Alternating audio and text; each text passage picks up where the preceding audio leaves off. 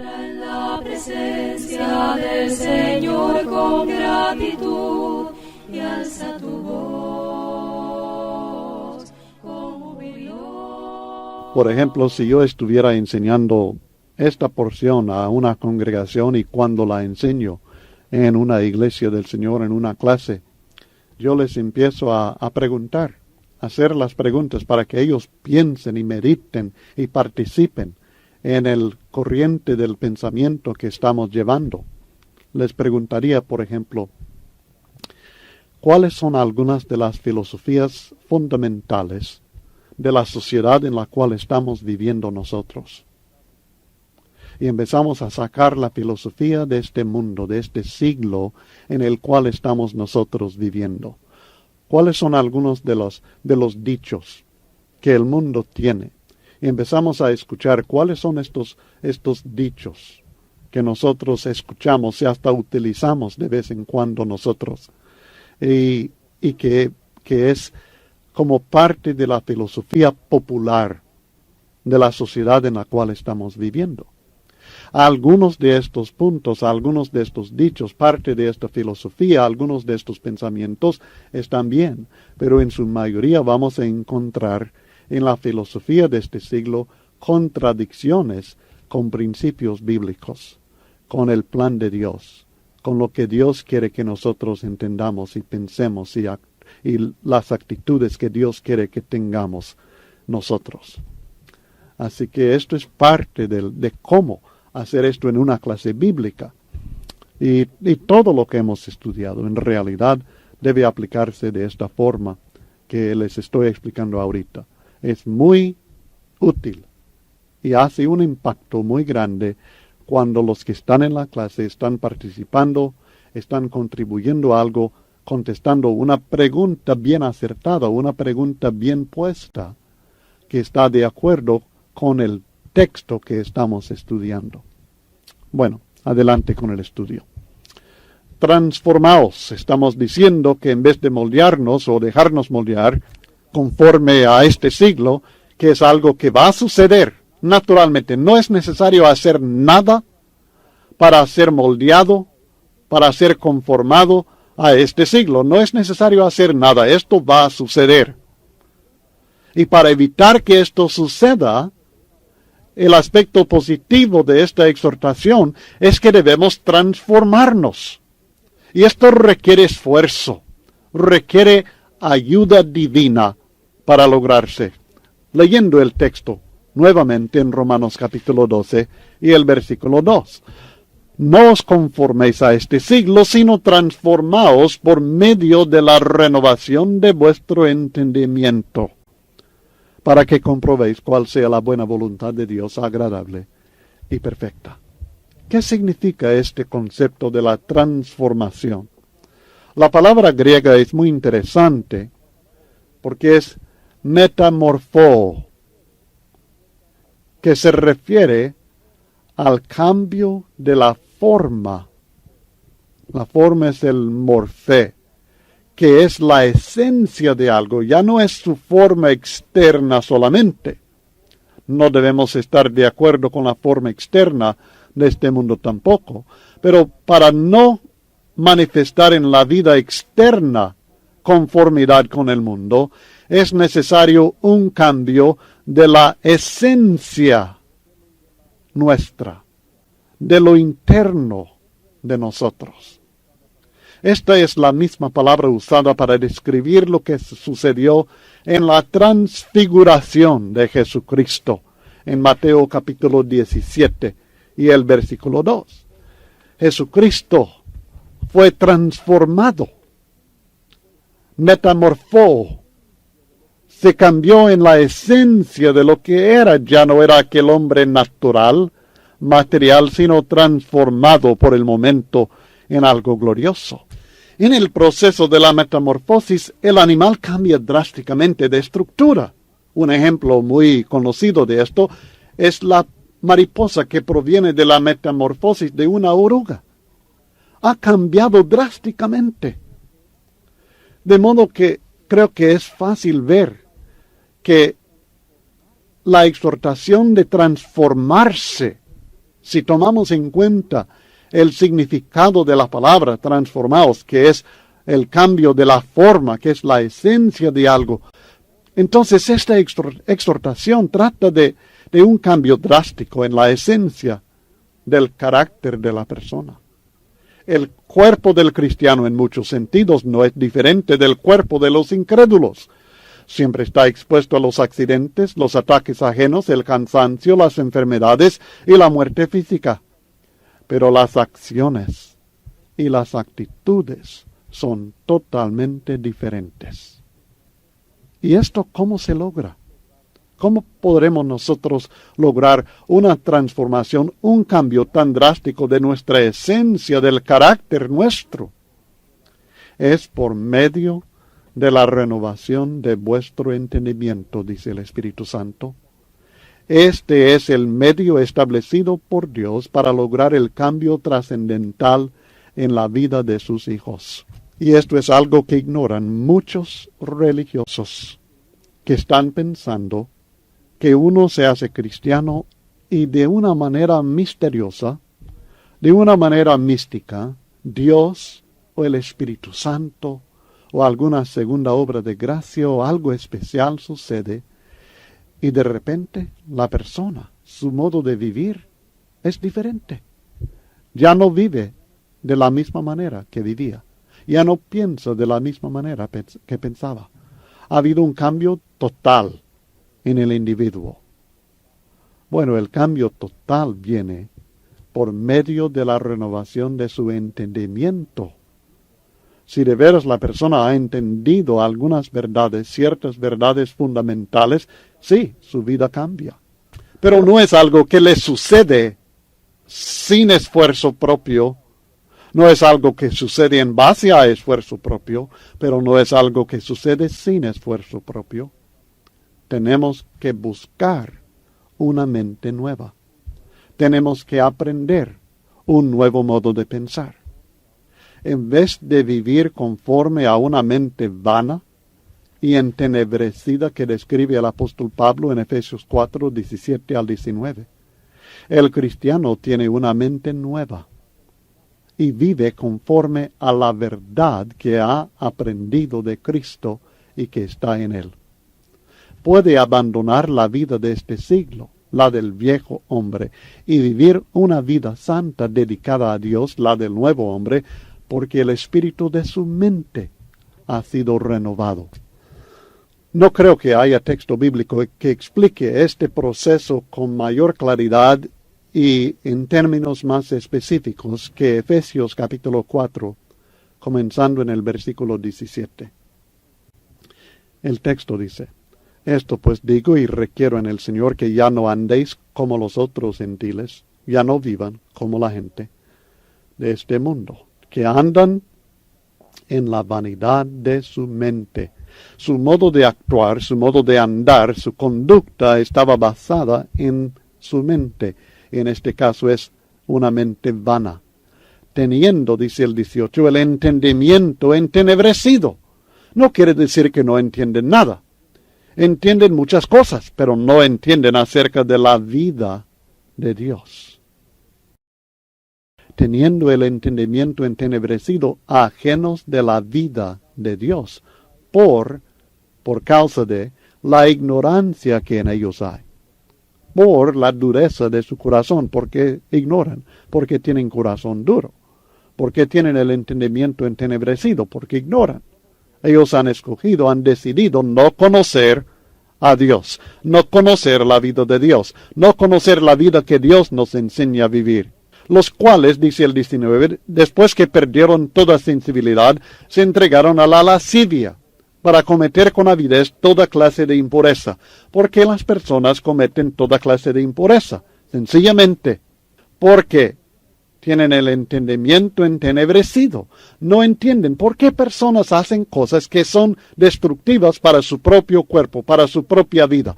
¿Por qué viven personas y actúan personas de una manera que es destructiva para su propia familia? ¿Por qué lo hacen? ¿Por qué se comportan padres o hijos de esta manera?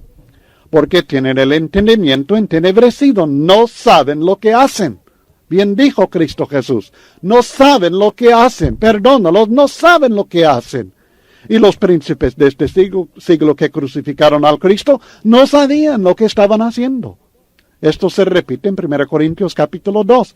Y las personas que andan de una manera destructiva para su propia vida, para la de otras personas a los que supuestamente aman, y aún para la sociedad, no saben lo que hacen.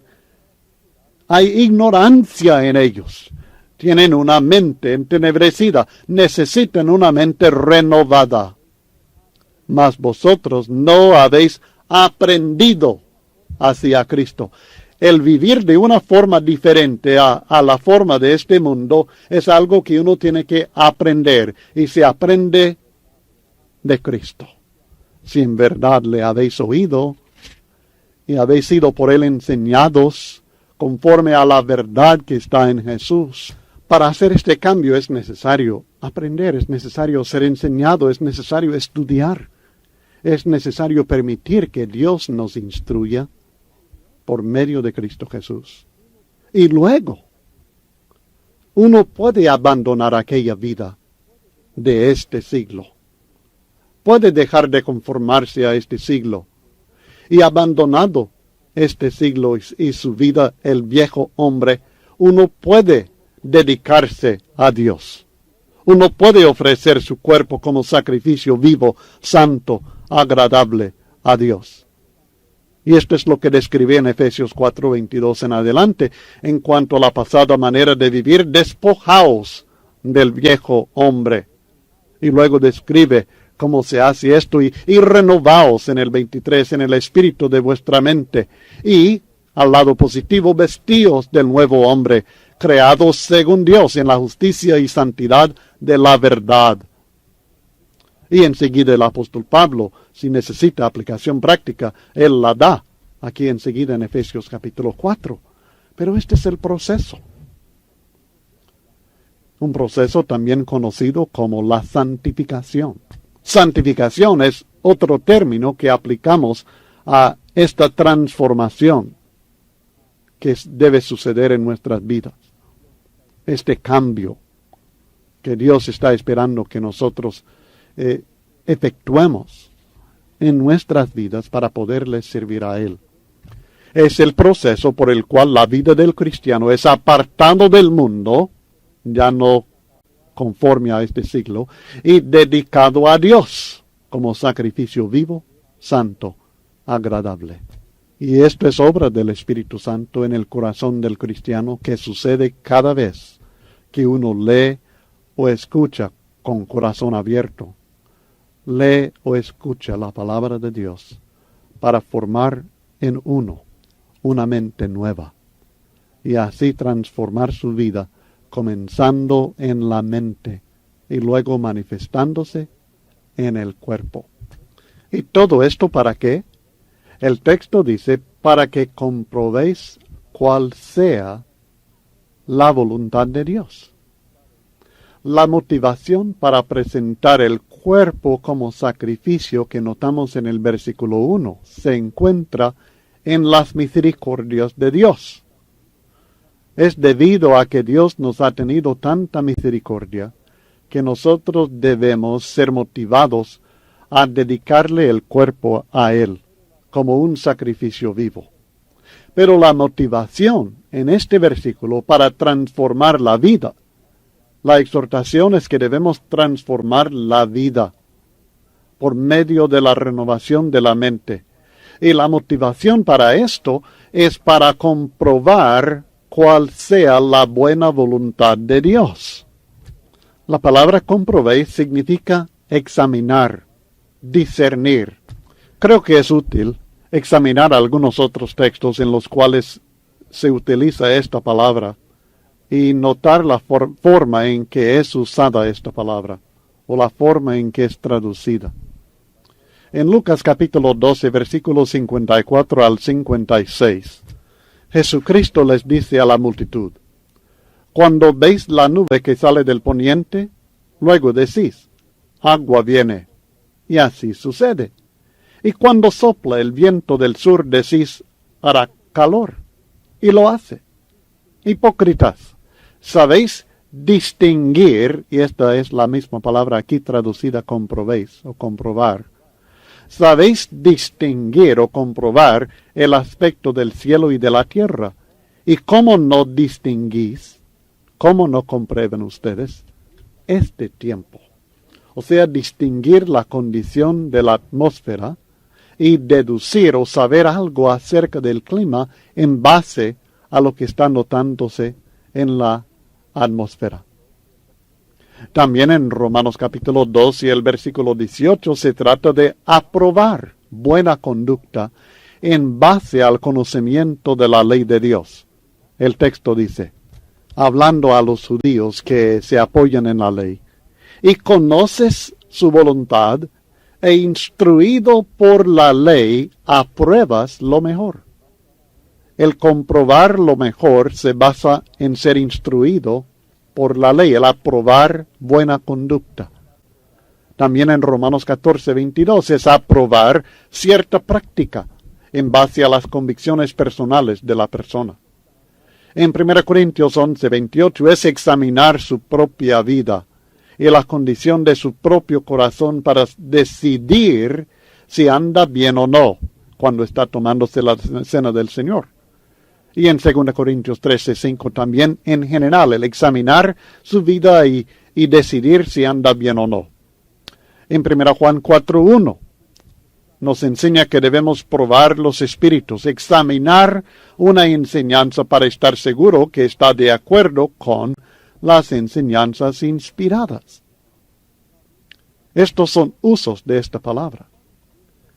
De modo que lo que nos está diciendo al decir que para que comprobéis cuál sea la voluntad de Dios, es que el cristiano necesita esta mente transformada por el Espíritu Santo a través de la palabra de verdad, para poder comprobar la voluntad de Dios.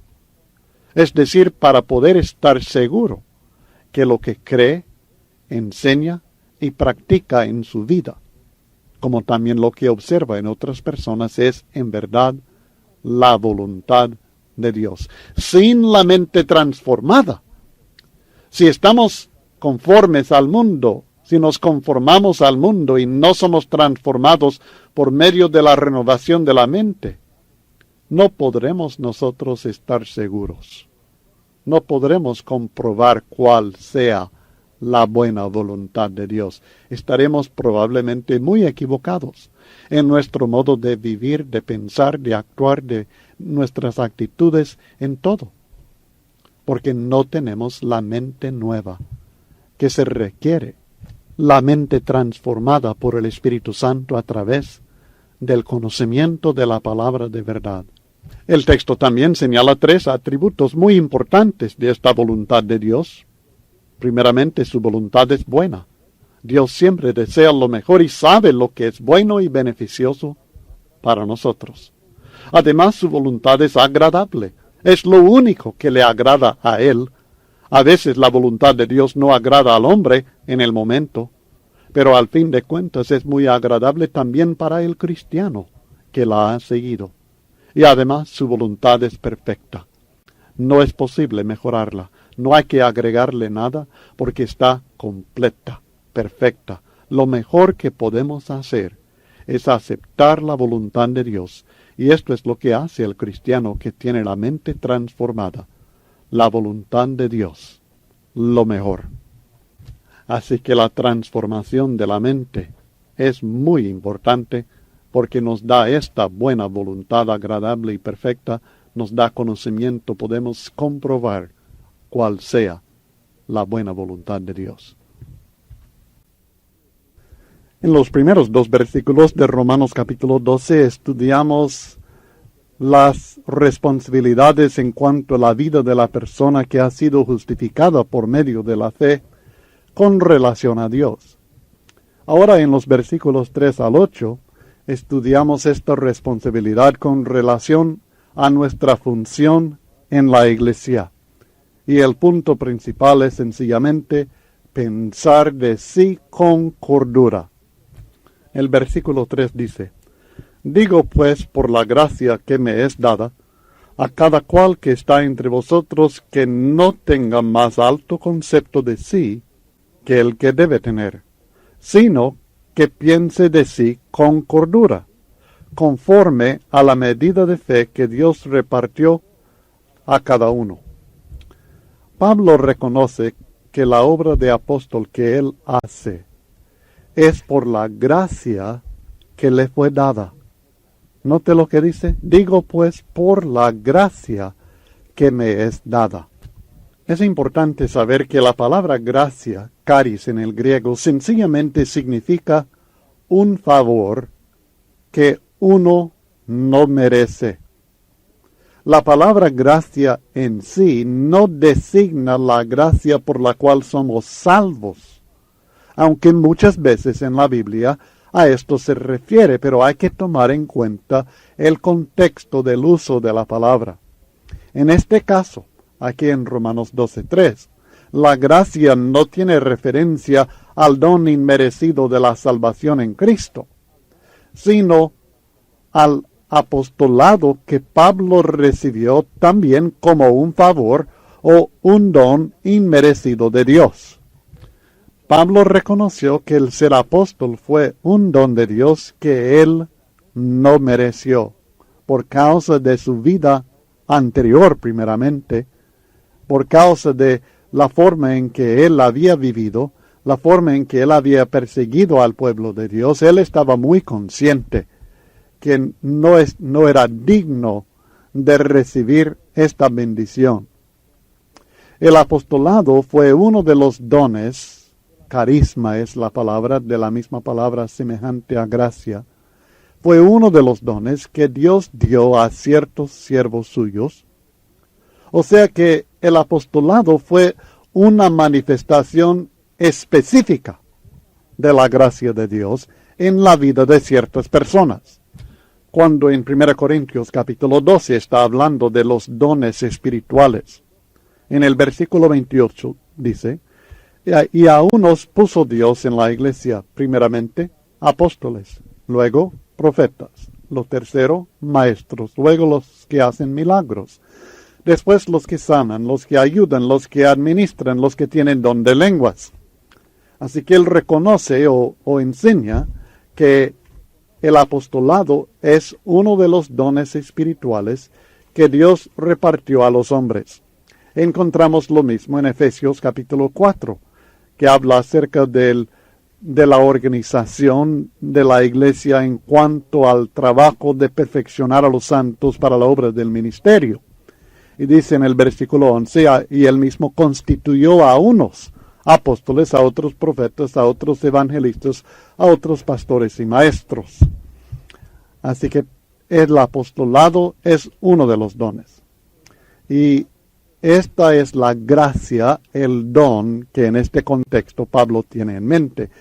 Debo decir que esta interpretación concuerda con el versículo 6 de Romanos capítulo 12, porque en este versículo 6 de Romanos capítulo 12, él está hablando de los diferentes dones, como la gracia que nos es dada. Note. De manera que teniendo diferentes dones, según la gracia que nos es dada. Si el de profecía, úsese conforme a la medida de la fe. Así que la gracia en este contexto que fue dada a Pablo es el apostolado. En esta base, por la gracia que me es dada, Pablo nos exhorta.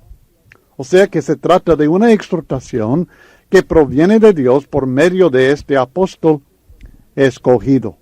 Y es una exhortación que se aplica a cada cual que está entre vosotros. O sea, como él escribe a la iglesia en Roma específicamente, es aplicable a cada miembro de la iglesia en Roma, no solamente a algunos de ellos.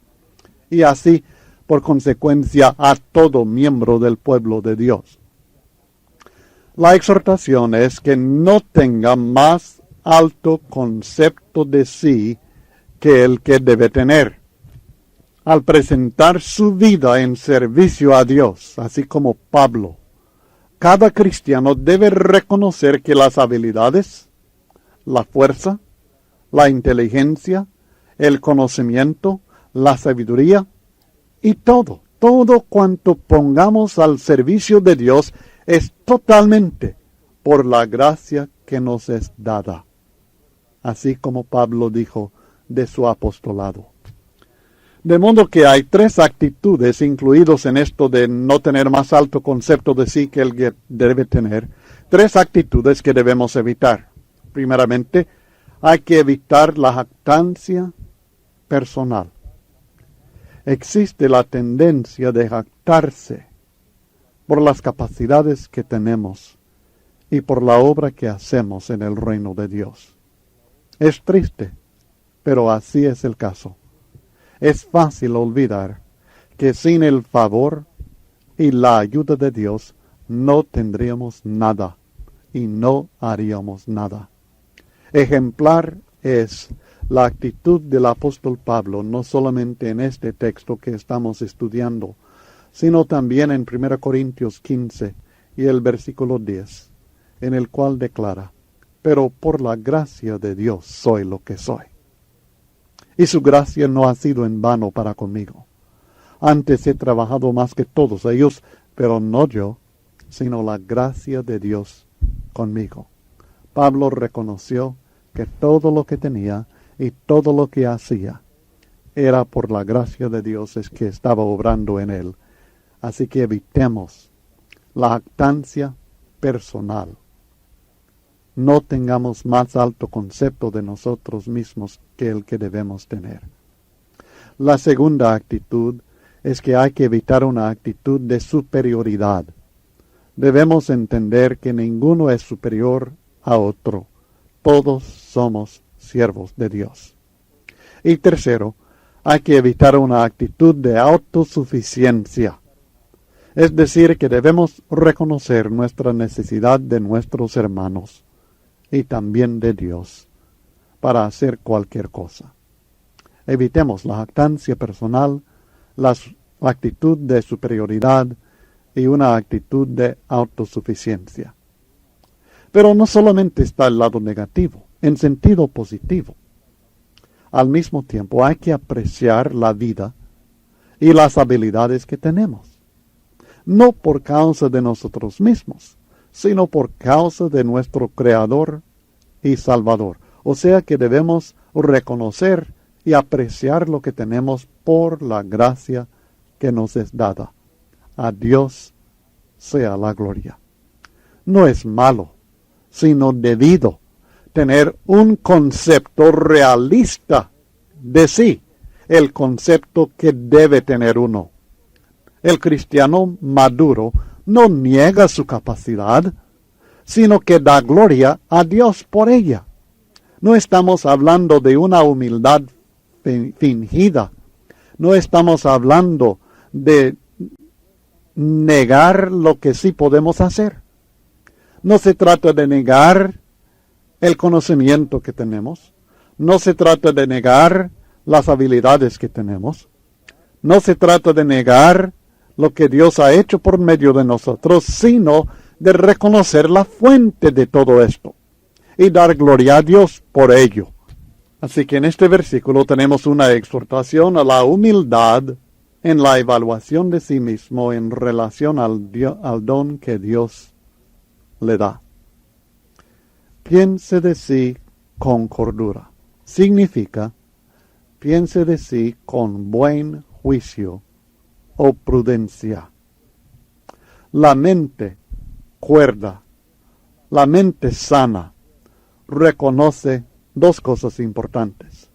Primeramente, reconoce que Dios, no uno, es la fuente de toda habilidad nuestra, toda fuerza que tengamos y todos nuestros logros. Además, en segundo lugar, reconoce sus propias debilidades y sus propias limitaciones. Piense de sí con cordura.